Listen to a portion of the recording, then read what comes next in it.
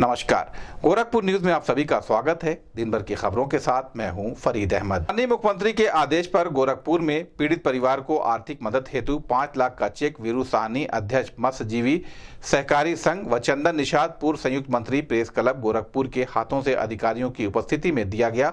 मृतक शिवधनी निषाद के परिजनों से लखनऊ में मुलाकात किया। मुख्यमंत्री योगी आदित्यनाथ ने गीड़ा थाना क्षेत्र के अमटौरा ग्राम सभा में विगत दिनों शिवधनी निषाद के परिवार को मुख्यमंत्री ने बुलाया था, जिसमें यूपी मत्स्यजीवी सहकारी संघ के चेयरमैन वीरू साहनी व चंदन निषाद के साथ लखनऊ मुख्यमंत्री से मुलाकात किया।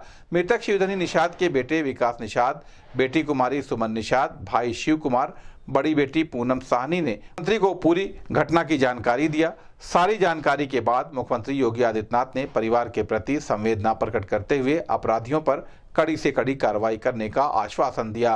परिवार को तत्काल आर्थिक मदद के लिए गोरखपुर डीएम को आदेश दिया। साथ ही सुमन की शादी के लिए भी मदद करने का भी आश्वासन दिया और जो मकान जल गया है उसको तत्काल प्रभाव से बनवाने के लिए जिलाधिकारी को। गोरखपुर के दीवानी न्यायालय में मानसिक रूप से बीमार व्यक्तियों और बौद्धिक अक्षमताओं वाले व्यक्तियों के लिए विधिक सेवा इकाई LSUM लीगल सर्विस यूनिट मनोन्याय के विषय पर प्रशिक्षण दूसरे दिन भी जारी रहा। जिला विधिक सेवा प्राधिकरण गोरखपुर ने मानसिक रूप से बीमार व्यक्तियों और बौद्धिक अक्षमताओं वाले व्यक्तियों के लिए विधिक सेवा लीगल सर्विस यूनिट मनोन्याय का गठन किया गया है। जनपद न्यायाधीश व जिला विधिक सेवा प्राधिकरण के अध्यक्ष तेज प्रताप तिवारी ने मार्गदर्शन में गठित इकाई के अध्यक्ष जिला विधिक सेवा प्राधिकरण के पदेन सचिव होंगे। कमेटी में पैनल अधिवक्ताओं के अलावा अधिकार मित्र, पैरा लीगल वॉलंटियर को भी शामिल किया गया है, जिसके संबंध में लीगल एंड डिफेंस काउंसिल के चीफ संजय पति त्रिपाठी ने बताया कि मानसिक रूप से बीमार व्यक्तियों का किस प्रकार से रख रखाव किया जाए, उनके लिए क्या व्यवस्था की गई है। पुरानी स्कीम को सुधार कर नई स्कीम बनाई गई है, जिससे कि मानसिक रोगियों की अच्छी प्रकार से देखभाल की जा सके, उनको लाभ मिल सके, जिसको देखते हुए राष्ट्रीय विधिक सेवा प्राधिकरण की एक स्कीम निकाली गई है, जिसका यह प्रशिक्षण चल रहा है। इस प्रशिक्षण के माध्यम से लोगों को योजना के संबंध में जानकारी दी जा रही है, जिससे लोग बाहर जाकर लोगों को जागरूक कर सके। जो सेक्शन 5.2.19 में बताया गया है कि किस प्रकार से जो है उनके मेडिकल रिकॉर्ड को प्राप्त करने का अधिकार किसी विकलांग व्यक्ति को है, सेक्शन 25 MSCA एक्ट के तहत अब हमारे बीच इस समय उपस्थित हैं जो शेल्टर होम से संबंधित है, आसरा कंसल्टेंट काउंसलर हैं आसरा स्पेशल स्कूल की, और सोनिया जी उपस्थित हैं। इनके द्वारा ये बताया जाएगा कि किस प्रकार लीगल असिस्टेंट उनको प्राप्त कराया जाता है होम विजिट के द्वारा। अगर कोई विकलांग व्यक्ति प्राप्त का पता चलता है और ये देखना है हमें कि किस तरह से उसे सुरक्षा दी जा सकती है, तो उसके घर से जाकर किस तरह से उसका रेस्क्यू होता है और उसके बाद की क्या प्रक्रिया होती है, ये हमें सोनिया जी द्वारा बताया जाएगा। यह उपस्थित हैं। मैं सोनिया जी से अनुरोध करूंगा कि वो अपना इस संबंध में जो भी बताना है बताएं। Sebastian from Providence Home, Ekla. We have 40 children, those who are bedridden, multi-disabled plus care group age में है। Then we are giving the facilities of physiotherapy, special educators, nurses, counselor and other staff. All children are orphans only and they are brought by CWC. इस संबंध में Gorakhpur news से बात करते हुए legal and defence council के chief Sanjay पति त्रिपाठी ने कहा, शिक्षण हो रहा है। नालसा की एक स्कीम है legal services of persons with mental illness and persons with intellectual disabilities scheme 2024।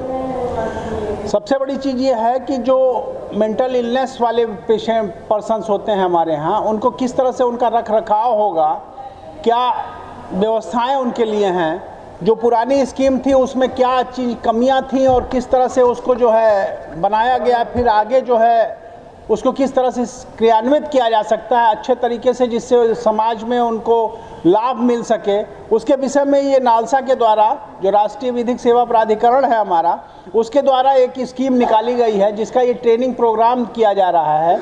इस ट्रेनिंग प्रोग्राम में हमारे बीच हमारे एक सेवानिवृत्त न्यायाधीश महोदय भी उपस्थित हैं जो उसके अंग हैं, हमारे deputy chief legal defence council भी उपस्थित हैं जो उसके अंग हैं, तथा हमारे यहाँ जो जिला विधिक सेवा प्राधिकरण है उसके 8 जो है पैरालीगल ये 8 उसमें पैनल लायर्स हैं और 10 पैरालीगल वॉलंटियर्स हैं जिनको कि इस योजना में शामिल किया गया है, जो अपने अपने क्षेत्र से संबंधित, अपने तहसीलों से संबंधित हैं। उनको ये प्रशिक्षण कार्यक्रम दिया के तहत कल और आज, मतलब बीता हुआ कल जो था उसमें भी ये बना है, चली है ट्रेनिंग प्रोग्राम, और आज भी ये ट्रेनिंग प्रोग्राम चल रहा है जिसके तहत इस योजना की जानकारी उनको दी जाए, उनको समग्र जानकारी रहे, जिससे जन सामान्य के बीच में जा कर के वो इस तरह के व्यक्तियों का चयन कर सकें और उनको उचित सुविधाएं जो प्रदान होनी चाहिए उसके प्रति अपना योगदान कर सकें।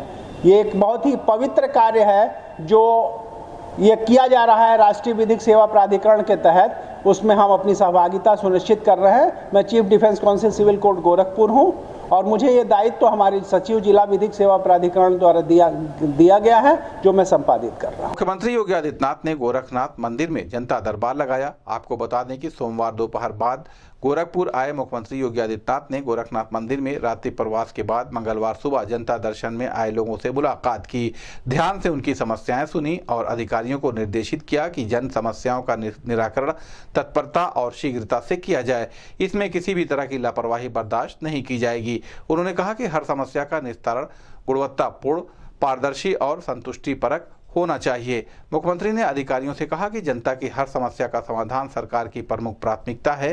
गोरखनाथ मंदिर परिसर के मान दिग्विजयनाथ स्मृति भवन के सामने आयोजित जनता दर्शन में कुर्सियों पर बैठाए गए लोगों तक मुख्यमंत्री योगी आदित्यनाथ खुद पहुंचे और एक एक करके सबकी समस्याएं सुनी।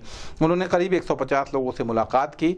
उन्होंने सबको आश्वस्त किया कि हर व्यक्ति को न्याय दिलाया जाएगा।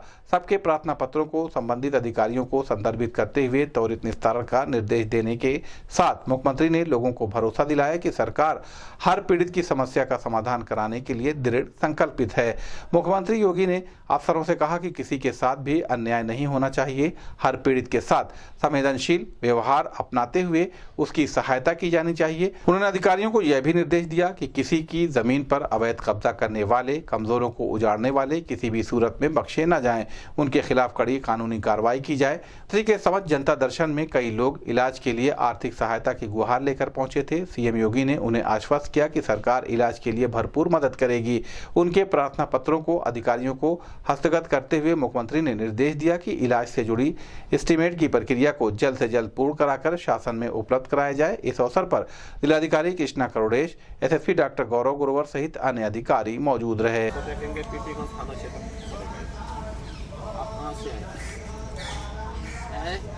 क्या हो गया है?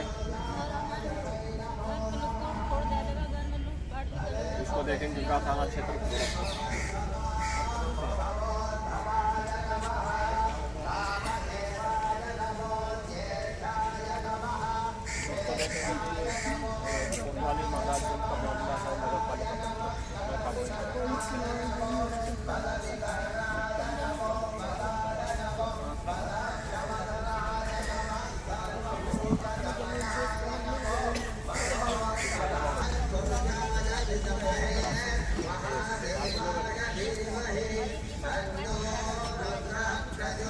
जनपद न्यायाधीश तेज प्रताप तिवारी ने जिला विधिक सेवा प्राधिकरण के तत्वाधान में 14 दिसंबर को आयोजित होने वाले राष्ट्रीय लोक अदालत के प्रचार वाहन को दीवानी न्यायालय परिसर से हरी झंडी दिखाकर रवाना किया। जिसके संबंध में जनपद न्यायाधीश तेज प्रताप तिवारी ने बताया कि 14 दिसंबर को आयोजित आगामी राष्ट्रीय लोक अदालत में अधिकाधिक वादों का निस्तारण कराए जाने के लिए उद्देश्य से राष्ट्रीय लोक अदालत के प्रचार प्रसार के लिए विभिन्न बैंकों की तरफ से आए हुए प्रचार वाहन को हरी झंडी दिखाकर रवाना किया गया है। उन्होंने बताया कि जिला विधिक सेवा प्राधिकरण के तत्वाधान में 14 दिसंबर को आयोजित राष्ट्रीय लोक अदालत में विशिष्ट विषय आपराधिक शमनीयवाद, धारा 138 पराक्रम लिखित अधिनियम, बैंक वसूली वादों, मोटर दुर्घटना प्रतिकार याचिकाएं, पारिवारिक वादों, श्रम वादों, भूमि अधिग्रहण वादों, विद्युत एवं जल बिल विवाद, सर्विस वादों, किराया सुखाधिकार, व्यायादेश, विशिष्ट अनुतोषवाद एवं अन्य मामलों को सुलह समझौते के आधार पर नियत न्यायालय में ही निस्तारित किया जाएगा। इसके अतिरिक्त इसके अतिरिक्त लिटिगेशन स्टेज पर मामलों को भी सुलह समझौते के आधार पर निस्तारण किया जाएगा तथा यातायात संबंधी चालानों को वेबसाइट के द्वारा ई पेमेंट माध्यम से भुगतान कर घर बैठे ही निस्तारण करा सकते हैं। उन्होंने गोरखपुर के नागरिकों से अपील किया कि जो भी वादकारी अपने वादों को उक्त लोक अदालत में निस्तारण कराना चाहते हैं वे संबंधित न्यायालय को अपना आवेदन पत्र प्रस्तुत कर अपने वादों का 14 दिसंबर को राष्ट्रीय लोक अदालत में निस्तारण कराकर लाभ उठा सकते हैं। इस अवसर पर अपर जनपद न्यायाधीश जिला विधिक सेवा प्राधिकरण के सचिव विकास सिंह सहित अन्य न्यायाधीशगण मौजूद रहे। इस संबंध में गोरखपुर न्यूज से बात करते हुए जनपद न्यायाधीश तेज प्रताप तिवारी ने कहा, राष्ट्रीय लोक अदालत का आयोजन किया गया है जिसमें छोटे छोटे मामले सुलह समझौते से निस्तारित हो रहे हैं। वह मामले न्यायालयों में हो, विभाग में हो, बैंकों में हो, ऐसे सभी छोटे छोटे मामलों का हम लोग निस्तारण कर रहे हैं। गोरखपुर के समस्त जनता से मैं आह्वान करूंगा कि वो अपने मामले जो वर्षों से लंबित हैं उनमें प्रार्थना पत्र दे करके उसे आज 14 तारीख को निस्तारित कराएं। धन्यवाद।